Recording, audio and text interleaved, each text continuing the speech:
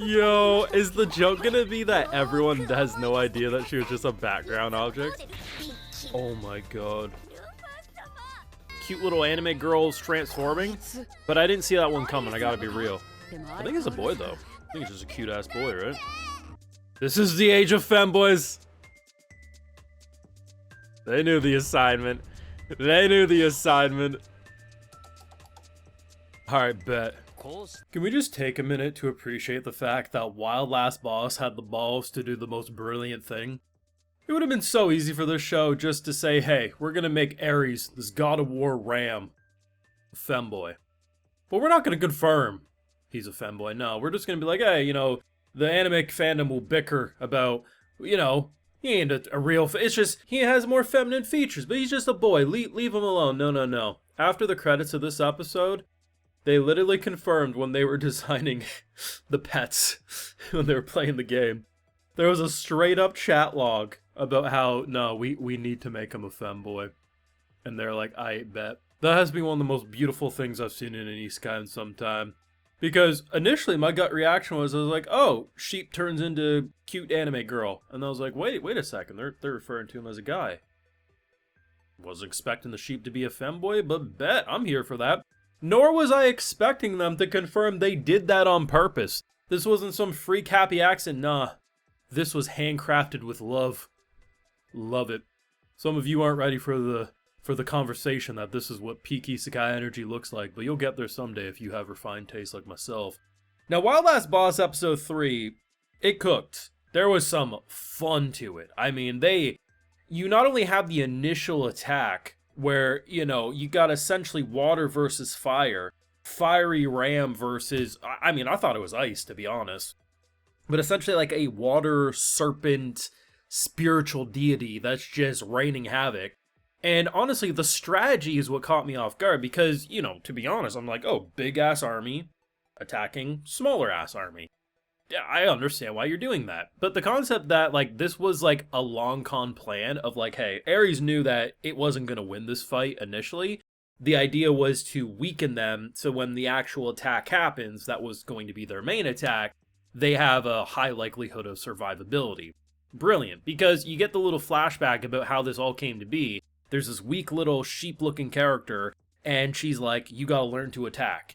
And it attacks her, and obviously it's adorable as hell, it does no sort of damage. But a couple hundred years with her no longer around, yeah, this thing grew up to be a mighty big beast. The big question will be, what caused it to attack?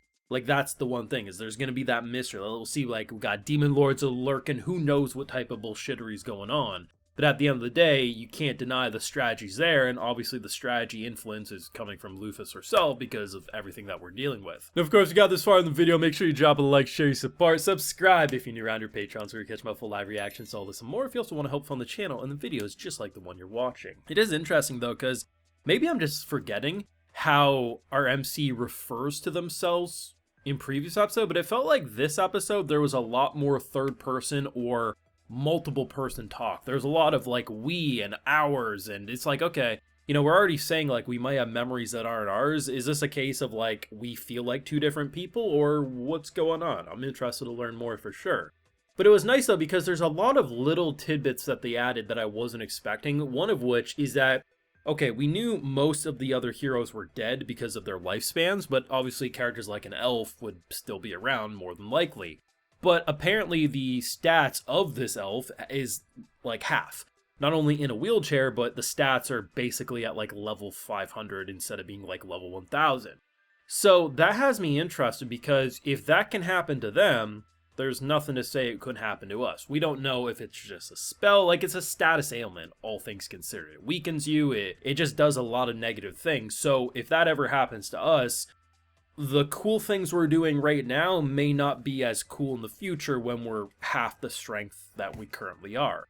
Do I expect it anytime soon? No, but there's enough uncertainty there, and I do think it adds an element of threat that we normally wouldn't see, because characters who were on par, if not stronger than her, at least when the game was, you know, doing its thing, are now half their strength, so that's a little worrying. It is nice, though, because, like, after the initial, okay, you push them back, we then get involved, and it's like, okay, watching her beat the lip... I'm sure you know, animal control, and PETA would have a different opinion of how to pet your animal, but bless them, they have an interesting relationship.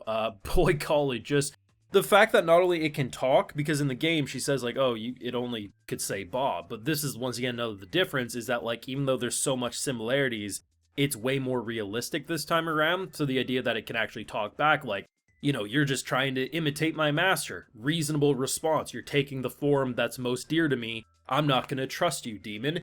But once, you know, you get smacked down enough by Mistress, you're like, oh shit, only Mistress could beat me like that. Femboy form activates. It's pretty great. And I also love the fact that Dina's just like, hey, do you remember me? No. If the joke is going to be that everyone who's ever interacted with her in the throne room assumed she was like a potted plant wallpaper display, and the only person who ever like corrected themselves to pretend that they understood who she was is of course our MC, because she didn't want to seem inconsiderate that like I just dropped you in as a background object. That's gonna be glorious. The pouting and just the, I can't believe you're literally looking, like, you won't even humor me. You straight up are like, I don't know you. How could someone this cute be so cruel to me? This is some bullshit.